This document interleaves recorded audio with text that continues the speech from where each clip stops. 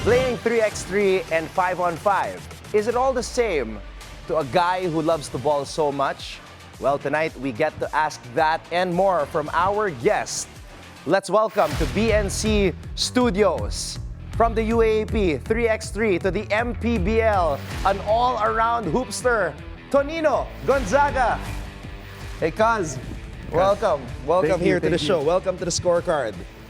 It's good to see you, Cuz. Thank you. Sa lahat ng mga nanonood, baka merong mga nagtataka dyan, why am I calling him Cuz? So we're actually cousins. So our moms are cousins, and yung nanay niya, si Ninang Rose. Hi, Ninang. If you're watching, she's actually my Ninang. So yeah, that's why I call this big guy right here, si Tonino, Cuz. So let's get right to it. You're known as a 5-time UAAP champion. Tatlo lang kayo. It's just you, Nico Salva, and Justin Chua. You started the whole 5-peat for Ateneo. But you play right now in the MPBL. Unfortunately, yung team nyo na sobrang lakas, ang daming hype, unfortunately got eliminated in the MPBL. Talk about your experience there kasi grabe rin ang bakbakan doon sa MP. Yes, I was playing with Greg and Raba and a lot of players in the UAAP that I used to play against, like Carl Brian Cruz, Mike Tolomia, and a couple of friends of mine like Josh Toralba. We were a strong team, but the competition is also strong in the MPBL, so I guess that bilog ang bola, so that's why we lost. It's been a while since you last played in the UAAP, but up to now, there are a lot of players in the MPBL na even though they're like in their 40s, naglalaro pa rin. So talk about the opportunity na naibibigay ng MPBL para sa mga basketball players to still play at, at later stages of their career. Yeah. Well, actually, I think they give so much jobs to basketball players. Before, when I was playing in college, I didn't know where to go if I wasn't gonna go to the PBA. But now I think there's a much better opportunity for everyone to pursue professional basketball after college because of the MPBL. All right. Cuz, let's talk about your basketball journey. It's a very interesting one. You played all over Asia. You even got into 3x3. So after the UAAP, what was your plan and where did basketball take you? Well, after college, I played in the ABL, the ASEAN Basketball League, in Bangkok, Thailand. And then I came home, worked in a bank, and then worked in Call Financial, where I work now. And found my way back to the MPBL via Quezon City and Nueva Ecija. And then 3x3 came, I played there. And tuloy-tuloy na, PBA, and then now back in the MPBL. Grabe, ano? I just want to ask this because, being a 5-time champion in the UAAP, I'm sure a lot of people are wondering, bakit hindi nag-apply sa draft si Tonino Gonzaga? For you personally, have you ever addressed that? And why didn't you take your shot in the PBA?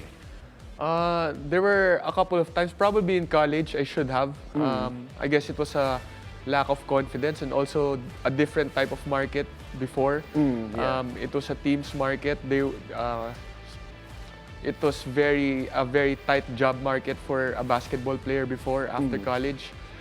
I guess that increased my doubt in terms of if I was gonna be able to play professionally or not. So when the MPBL came, that's what changed everything. At least I knew that there were teams that were looking for players and that I would be able to play. Yeah. Because in college, I didn't have that opportunity, so I wanted to experience playing on the court as well. So now, like, grabe, ano? Greg Slaughter, Raba Al-Husseini. I mean, Raba, at one time, was the MVP of the UAAP. So for you guys to be reunited is just crazy. Cuz, have you been tuning in to the UAAP? It's insane right now. The games are on prime time. So what are your thoughts, especially with, your school, Ateneo? I mean, not where they want to be right now. What are your thoughts on them? Well, I'm happy with the way they're running the program. I can see that they're still in a lot of games. So I think that's a cycle that normal college teams go through, and it's a competitive market right now in college. A lot of other teams have aggressive recruitment style, and Ateneo also is trying to recruit around their system, but I think in the next few years they'll be okay. And they're taking shape right now in the second round. So recruitment talaga, no, is a big factor. LaSalle and UP, the two teams that many people are saying na maglalaban ulit sa finals, their recruitment has been insane. Your thoughts on those two teams? Well, everybody thinks that they're going to have a rematch of last year's finals, and they're just super entertaining to watch. Yeah.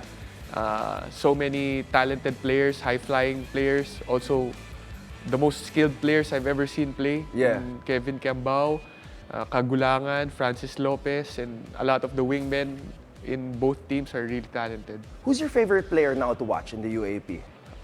Probably Jared Bahay, I'm gonna have to say. Jared Bahay. So sticking to home, Tonino Gonzaga, through Blue Atenean. All right, we are gonna do this once again. Cuz, sit tight and we will engage each other with this latest edition of what I like to call Anton's Alpha List. So since you are here, since you are a UAP legend, look at this. Look at all the pictures. Look at Norman Black. Boss Paulo Trillo is there. Look at that. That's Jeric Fortuna and Kevin Ferrer. My goodness, I haven't seen that picture in years. But here we are, Anton's Alpha List. This is a brand new edition at ang gagawin po natin dito, we're not going to rank the top 5 players, but we will be ranking the top 5 champions in the past 15 UAAP seasons. Past 15 lang ha. I don't want to hear no, where is the team of Coach Olsen Rosella? Where is the team of Coach Jericho Deniera? Where is Christian Luanzon of UST? No, we are just going to check out the top 15 or the top 5 teams in the past 15 years in the UAAP starting from 2008 or season 71. That was the first year of the 5-peat. So let's go to number 5. Give it to me, baby. Here we go.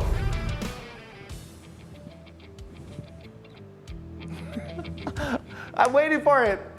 The first, number 5, UP. I will go with UP. Of course, ang pinag-uusapan natin dito, there we go. 2022, Season 84, Goldwyn Monteverde. Richie Rivero was there on that team. Carl Tamayo now playing in Japan. So they are my number 5, but they're not number 4 because at number 4, the 5-peat. Eto, Ateneo 2012. And a lot of people might be saying, why aren't they number 1? And I will explain later on. Let's go to number 3. Okay? Bring out number 3. It is the De La Salle University team of Coach Aldin Ayo. You had Ben Embala on this team. Jeron Teng was the finals MVP again. Aljun Melesio was there. This was a very solid team. And even though I'm Lasallian, unfortunately, to any of the Lasallians watching right now, they are not number 1 or not number 2 to me. Because number 2 right now, give it to me right here.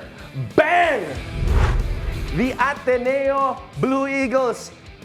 First team to sweep the UAAP 16-0. Ito yung pangatlong championship. Thirdy Ravena, Tav Baldwin was the head coach. Of course, Mike Nieto was on the team as well. Anton Asistio, Isaac Go, Angelo Kawame. Such a solid team. But of course, to me, the greatest champion team in the past 15 years in the UAAP, put it up there. Of course, it had to come from the 5-peat. Okay, and I think, and Tonino, you can talk to me about this. I think the 4th champion team from the 5 was the strongest team from your Ateneo 5-peat. Cuz, join me here on the big screen right now to discuss itong top 5 UAAP champions in the past 15 seasons. And actually, Tonino also gave his top 5. And let's see kung medyo parehas yung mga pinili ko sa napili niya. Alright, your thoughts first, Cuz. Well, I think it's a good list. It's really tough to determine. Especially, hindi naman naglaban-laban yung mga teams na yan. So, it's really tough to determine which team is better. And there are different eras, like we discussed a while ago. But I guess we have to go with relative to the opponents that season, right? Yeah. Okay, so let's bring out one of the teams that I think na hindi naman kasama sa aking listahan, but you put them in, and I was very interested with this. So kindly bring out Tonino's top 5 here. Of course, he played in the UAAP, I didn't, so he has a better assessment on which teams were really the best, which champions were the best. So eto, DLSU 2013 UAAP Season 76. walang foreign student athlete on that team. Arnold Van Opstal was there, Norbert Torres, a young Robert Bolick was there, Jeron Teng, King Archer, sophomore. Why did you include that team in your top 5, Tonino?